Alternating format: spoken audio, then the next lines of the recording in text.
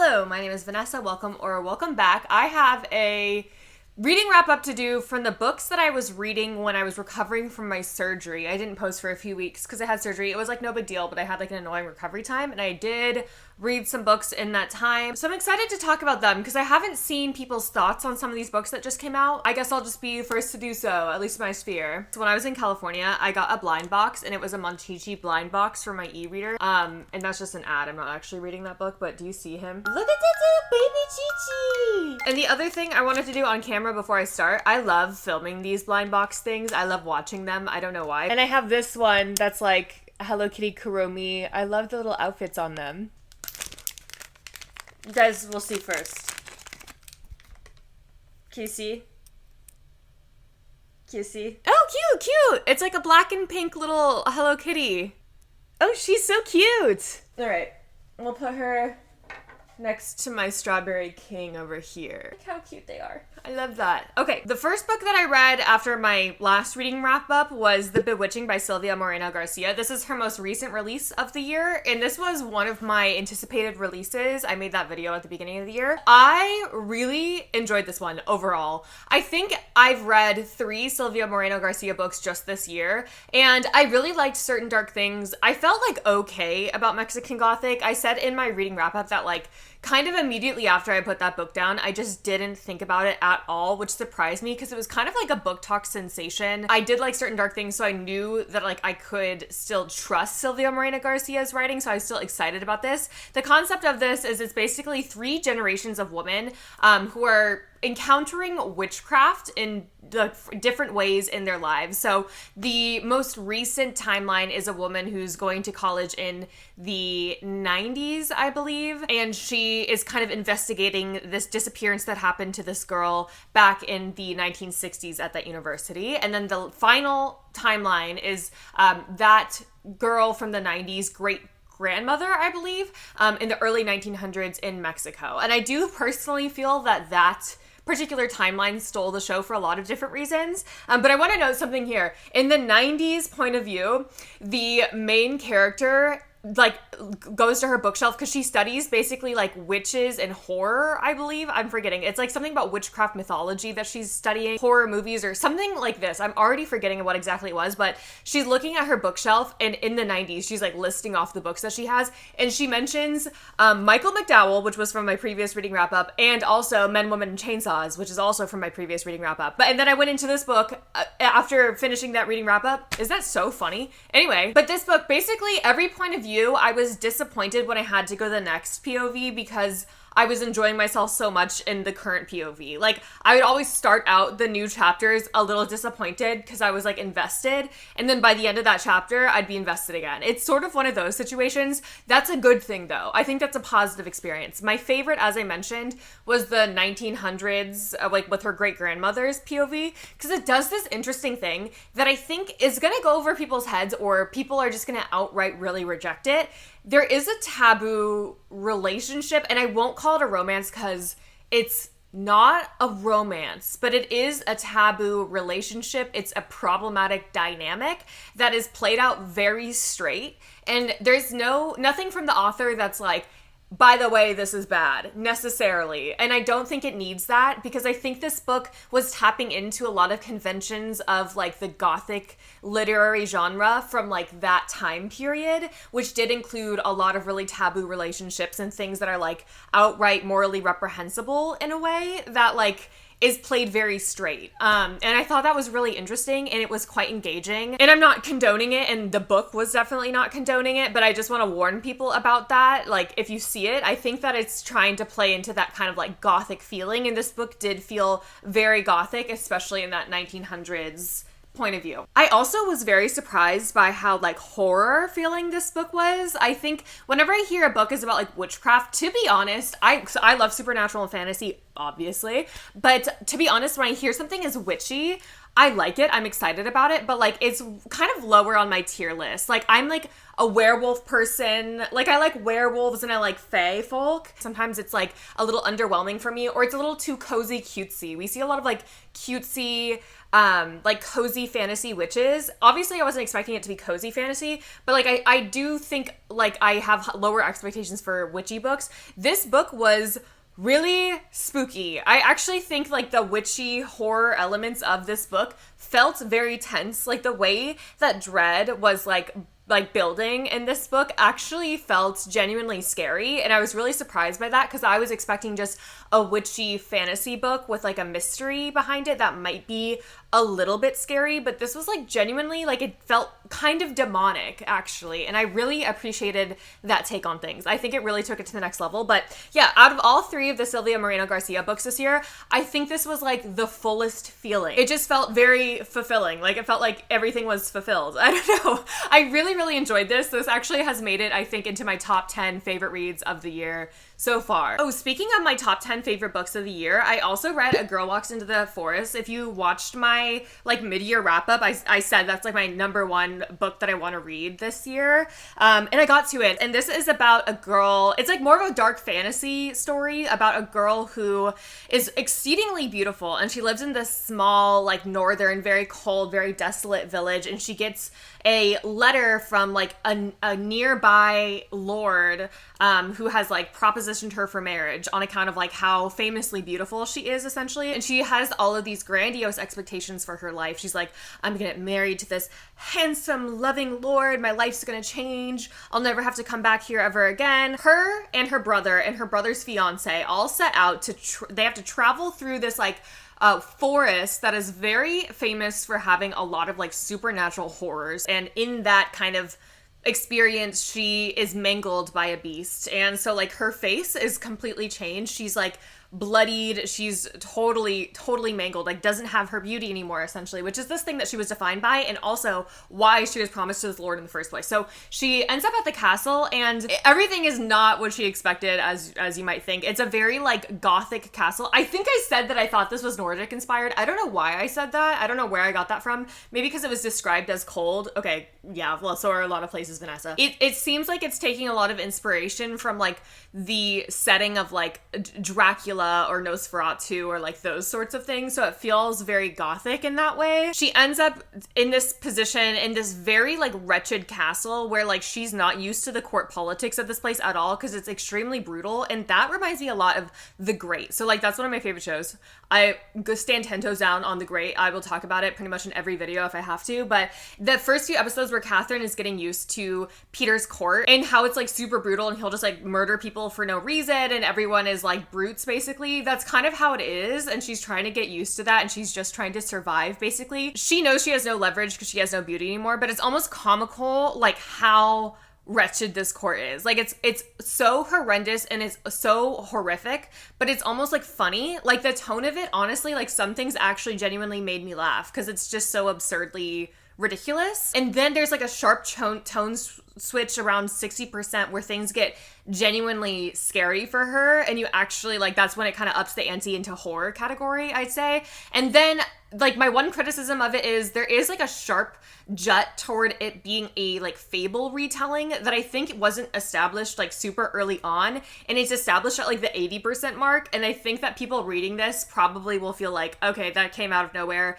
and it didn't feel as fulfilling. I personally really liked that direction, but I will say I was more gripped by the beginning of this book than I was by the end of it, because I could give or take the fairy tale retelling, but if you like fairy tale retellings, I think you would like the ending of this book as well. I really enjoyed this. This is the sort of dark fantasy, the sort of horror fantasy that I really like. And I also thought it was really refreshing to read a story about a girl whose like power is in her beauty and having that stripped away from her, and then having her have to like wrestle with, wow, I don't know what it is to be a person without being a beautiful girl. Like, this was always something that was like an asset, a value to me that against my will has been taken from me. And like, how can I'm just like thrown to the side. I'm dehumanized now that I'm no longer beautiful. I find that really interesting as someone who's like, oh God, okay, so when I'm not beautiful anymore, what am I just gonna like curl up and die? Obviously that's not what's gonna happen. And obviously I don't think that that's true. But there is this implicit fear of aging or being less beautiful and, you know, all these things that are just instilled in your head.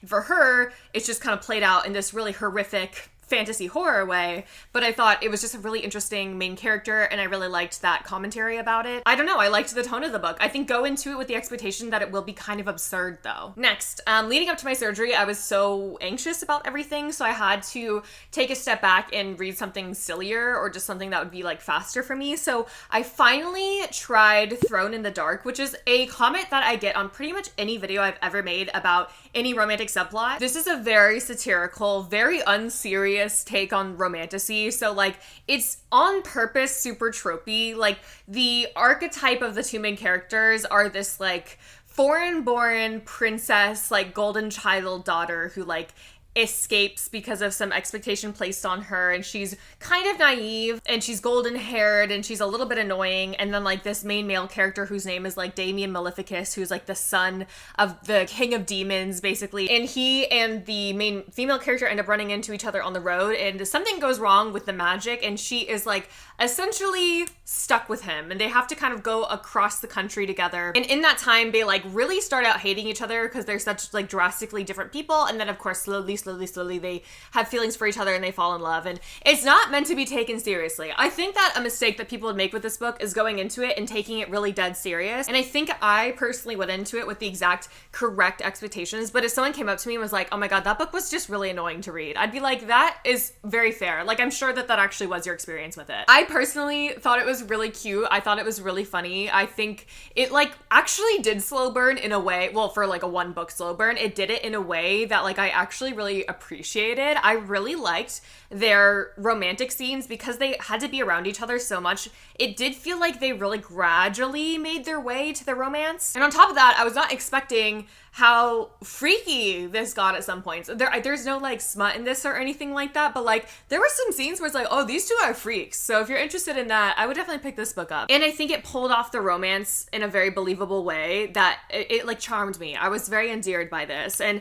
I'm considering continuing it. I'm very particular about which book series I actually end up continuing, but it's like in the running right now. I want to get through a couple other of like my romantic subplot TBR books before I decide which I'm actually going to continue. Next book I read was A Far Better Thing by H.G. Perry. I said this like last year about like The Scholar in the Lost Fairy Door, I think, but like I feel like H.G. Perry, despite only reading these two books so far by this author, does this thing that's really interesting with fantasy, which is like to take the fantasy genre and like elevate it to a literary level. So like I realize that there's such a thing as literary fantasy and commercial fantasy. One is not necessarily better than the other, but I do really like these standalone literary fantasy books that like an author like H.G. Perry does, because I think that sometimes people have a problem with fantasy because they think it's like a commercial genre, and H.G. Perry and a book like A Far Better Thing is just proof that that's just not true. And that there's a lot of like transcendent themes and very, very human kind of like impact and emotion that you can like put across with a fantasy book and fantasy elements. A Far Better Thing is a fairy tale kind of retelling of A Tale of Two Cities, which sounds cutesy, like it has fae and everything like that, but it's definitely extremely dark and it's definitely more historical. It takes place during the French Revolution and it's set between the cities of London and Paris, of course, and that kind of political backdrop is really important, obviously, to the character motivations and the plot of the book. So I do think it would be handy to have some working understanding of A Tale of Two Cities or the French Revolution, or hopefully both of them at the same time, to fully understand this book. I think that this book is actually going to be much more challenging for people than people are going to realize, because it has such a cute fantasy cover. People are going to want to pick it up for fall. But I just want to warn, this is quite a challenging book, and it reads a lot more like a classic literature novel from like the 1900s than it does like a modern release, I will say, which is why it felt so immersive and why it felt, I don't know, it just felt so beautiful. It was so touching. It was so human. I sobbed my eyes out at multiple points throughout the story, and then I like cried cried for like 25 minutes after I shut the book. I want to warn that this book deals with extremely heavy themes, so please look up the trigger warnings. Like if you're in a dark spot mentally, I would not recommend reading this book. I also just appreciated how like the Fae realm and fairy magic, the way that it was implemented in this book, really helped elevate the themes that were being put across in the plot and the characterizations and everything like that. Like, it didn't feel like it was thrown in haphazardly. I think some people felt like it was. I didn't. I think it really enhanced what this book was trying to do. I had like entire scenes highlighted because like every single sentence was so heartbreaking and beautiful that I had to highlight pretty much every single line of that entire scene. Just go into it knowing that like this is not meant to be like a fun fantasy book with a romantic subplot. Like it's a literary fantasy book. I really, really enjoyed it. It was very, very beautiful. I'm very glad I read it. I will continue picking up H.G. Perry. This will be an auto buy author for me, I think, from now on. I need to get to their backlist. The next book I read was Asunder. I had like a generational run. I'm so excited to be doing this reading wrap up because I think I genuinely loved a lot of these books. And with Asunder in particular, I actually think this might be one of my new all-time favorite books ever. I don't even know how to describe this book past that it is like Studio Ghibli if you made it horror. Like dark horror, enormous bugs. Like there's a train station that's made of like giant spiders and spider webs that have like old-timey carrier trains like inside, and like big orchids that like carry mail, like orchid flower. Like I don't even know how to describe this. The scenery of this was so interesting and so unique for a fantasy world, but it also felt extremely immersive to me. Again, this is another book that I think requires your attention. I had come off this year successfully reading the Mask of Mirrors trilogy, which made me feel like I'm prepared to take in any sort of fantasy plot. This actually is difficult. The world building of this is kind of challenging because it's nestled in there pretty tightly, but it is very important to have like the knowledge of this political landscape, like of the kind of like enemy kingdoms and of the different prejudices and of the different religion and extremist groups and everything like that goes on in this fantasy world. But it's like put in places that you really do have to be paying attention pretty much at any moment, because you don't know when you're about to be served up a dish of politics that is actually gonna matter for the plot of the book and understanding character motivations. I was really happy to be back in a fantasy world that felt like the author cared about fantasy worlds. Like I've read too many books recently where it's like authors don't care about their fantasy worlds anymore. They care about making a successful tropey character dynamic happen in like a romantic subplot, and then everything else is kind of just like back burner,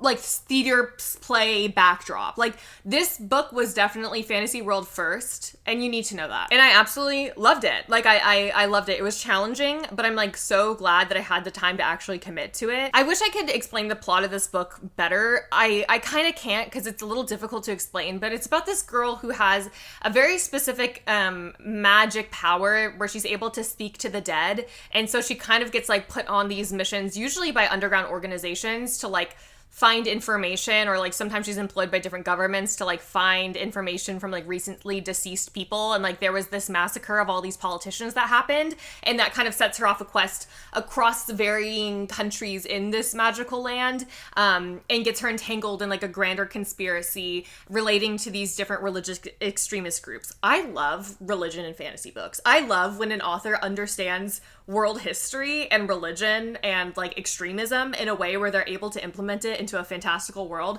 because that's something that I'm genuinely really interested in. And I think that this was relatively successful in the way. I won't say it's like the best book for that, but it was definitely scratched an itch that not many books can scratch. So it's like a unique atmosphere. It's got really interesting politics and religion and everything like that, but I think the star of the show really actually still ends up being the character dynamics. There is a romantic subplot in this, subplot, by the way. It's not like a main plot or anything like that, but she ends up falling kind of into a very codependent relationship with this politician that gets trapped inside of her mind. Like, we don't actually physically see him for most of the book, which I found really interesting because this author was very successful at like convincing us that there was like another body present. Like the way that they have so much intimacy with each other just by nature of like not having any privacy from one another, it feels like they're physically close to each other even though like there's no one else there. Like she's usually just in a room by herself. I don't know how to describe it. It just was so like I don't know. But talk about close proximity, by the way, because like they literally cannot be separated from each other, and he can like basically read a lot of her thoughts and everything like that. But you just see them have like kind of like a disgruntled annoyance with each other into becoming really, really close friends and having like just general overwhelming concern for one another. And I saw some reviews that were like, this romance came out of nowhere. Girl, not if you're a true slow burn lover like me, because real slow burn requires a platonic relationship to be the foundation, and it needs to take a lot of time, and it needs to feel like it snuck up on you. So a lot of people are like, I didn't see the chemistry, then all of a sudden at the end they like had romantic chemistry. You don't get it. You just don't get it. I don't know what else. Usually I say agree to disagree, but like in this case, I just think you don't get it. Probably one of my favorite romantic subplots I've read in the past like 2 years. I'm being so serious. And that's because I'm a real slow burn. Like when I say slow burn, this is what I mean. I'm really invested in this world. I'm really invested in these characters. I'll need to reread book 1 in order to prepare myself for book 2, but I heard that like book 2 is coming. There's just like some delays, I think. So like, let's hope for the best in that case. But genuinely, one of my favorite books that I've read, period. Wow. Geez, I'm sorry. I have so much to say about each of these. But the next book I read was Rejection. You might have seen, if you're like in the literary fiction world, you might have seen videos of like booksellers being like, this is such an experience, like get ready for the wildest ride of your life. And I would say it definitely is an experience, and it's an experience I'm really glad I had. This is a literary fiction book about rejection in different forms. So it kind of is like 5 short stories about 5 different individuals who are dealing with rejection or like trying to confront it in various ways and kind of failing miserably. I've made it an independent TikTok review of this closer to the time I finished it. I really, really enjoyed this, and I think like it's gonna turn a lot of people off because it's like each one of these characters is kind of insufferable to read. And the reason I think they're insufferable to read is because even if they're objectively bad people, they're all doing this thing where they're deflecting the blame onto other people. Like they're scapegoating everything about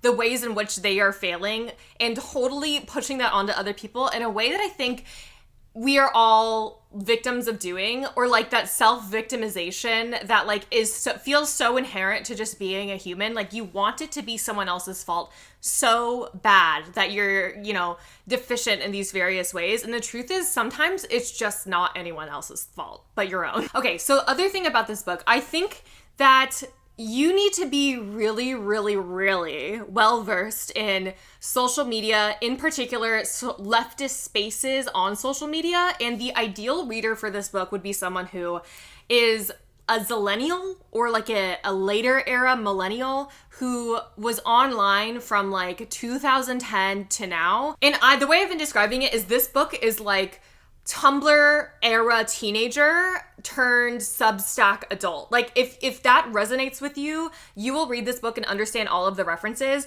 but it's gonna go over very many readers' heads. Like I think this book in a way is like this author flaunting their fluency in like internet terms and in wokeism and like all of the ways that people try to subvert wokeism into just basically attacking other people online, which I found to be a really interesting commentary as well, as I've witnessed so many of those events. But I just think it will be confronting for a lot of people who grew up in that space, which I did, so I was the perfect reader for this. Many people will not be. And also, fair warning, this has extremely explicit content and is also like really hard to swallow. There's a lot of genuinely difficult passages to read, and it's extremely lewd in a lot of ways, but I think like there's a purpose to it. So if you're okay with reading stuff like this, it's definitely worth the payoff. I would recommend it to like almost nobody, but I also kind of want everybody my age to try reading it. For days after I finished reading it, every time I'd go out to dinner with my boyfriend, I would have like a new thing I wanted to talk about and like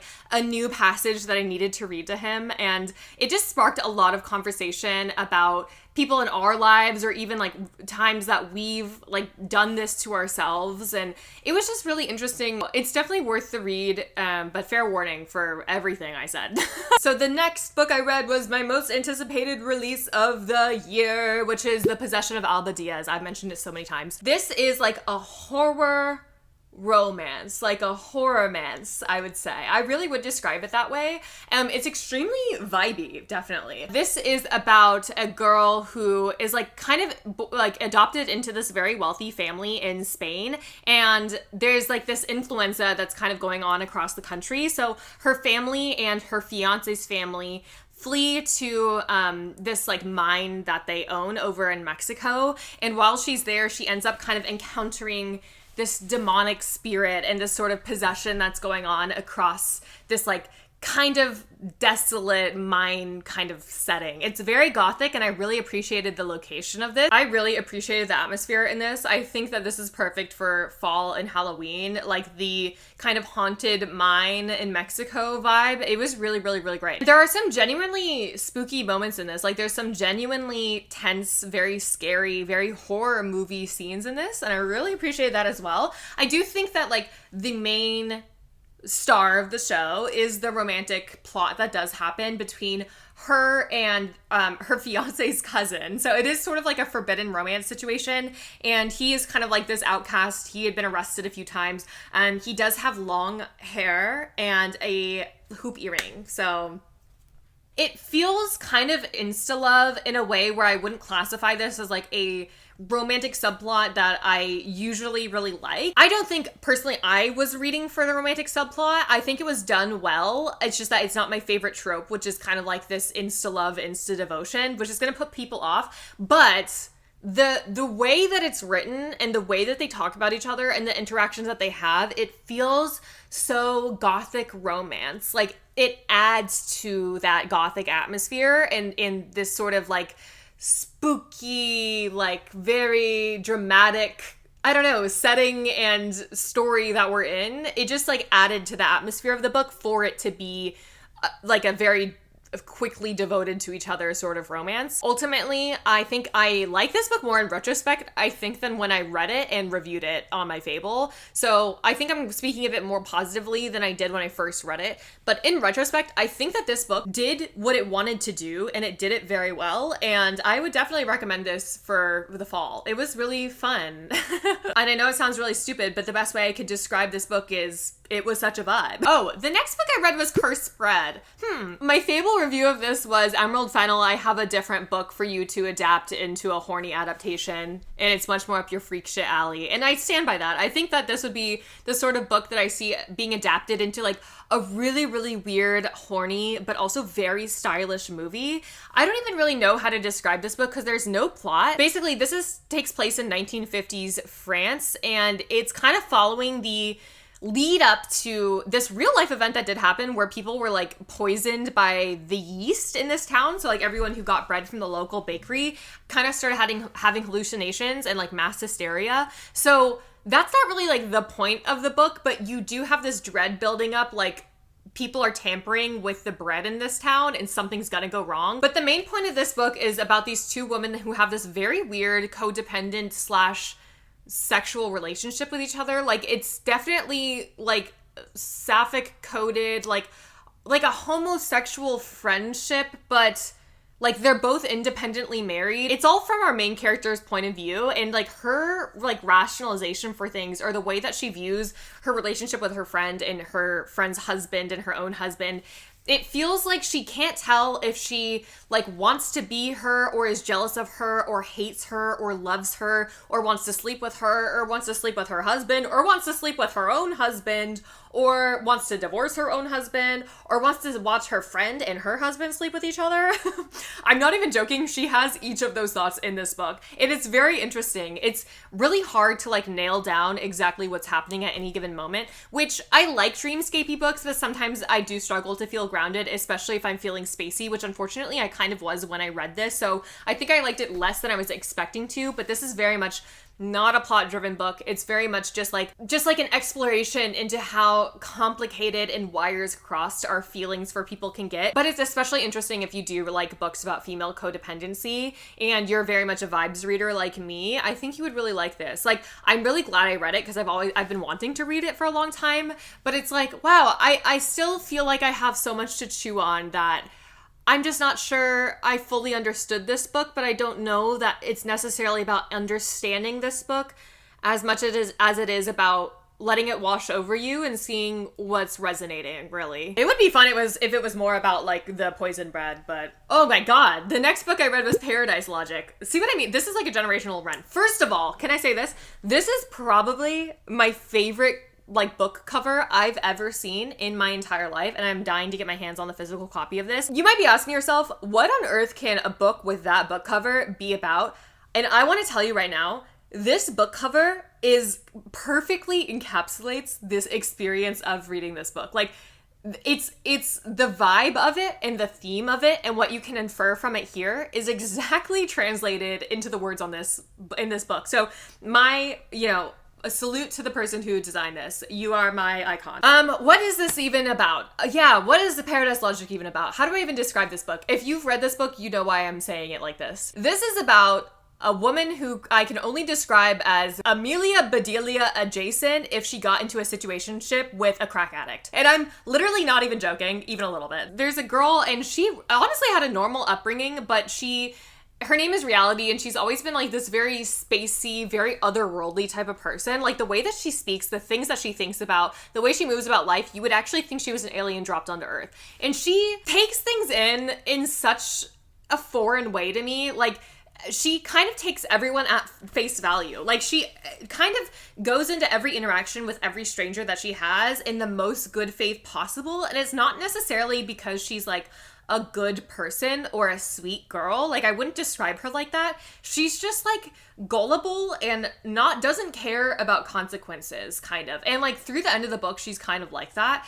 It's almost frustrating. It's like watching someone just mindlessly walk off of a cliff. And she gets into a relationship with this guy who like clearly doesn't care whether she lives or dies, basically. And she becomes obsessed with the concept of becoming a perfect girlfriend after finding this very outdated magazine that's like basically catalogs like how to become the perfect girlfriend. It sounds like it's half from like the 1950s, half from like an alien world, basically. It's like this advice that just doesn't make any sense at all, but she takes it to heart like it's the Bible. She takes everything extremely literally, and she kind of ends up getting indoctrinated into this like girlfriend cult of like who can become the perfect girlfriend. And she ends up ignoring a lot of other parts of her life in this pursuit. This stream of consciousness that's genuinely really funny at times. Like, this author is genuinely a funny person, but it's also like deeply troubling. Like, there were times in this book where I genuinely wanted to cry in a way. Like, it was written funny and light, but the things that are happening to this girl are objectively horrible and so treacherous. And the book's not like pushing that to the side. It's just that our main character does not process things the way that I think a regular person might expect to process things. It was genuinely a really interesting book, and I'm really glad I read it. And it's like one of my favorite like lit fic weird girl books I think I've read in a really long time. And if you're into that sort of genre and you're okay, it's like, look up the trigger warnings, and if you're okay with those things, like, I would recommend giving it a go. It's a very unserious book that is ultimately kind of a reflection of like what it feels like to be a girl sometimes. It was definitely a weird experience, but I'm so glad I had it. I really enjoyed this one. I thought it was really good. So I know I talked a lot, but those are the books that I read while I was recovering. Let me know any of your thoughts on those, which ones sounded the most interesting to you. And if you enjoyed this video, please like and subscribe. I'm so excited that there's a lot of new people kind of like taking a look at my channel recently, and I really, really appreciate that. I really love having all these conversations with, strangers on the internet about different books that we love and your input. It's been very, very fulfilling for me. So thank you so much for, that and joining me. But let me know what you think. Love to hear from you, and have a great rest of your night. Bye.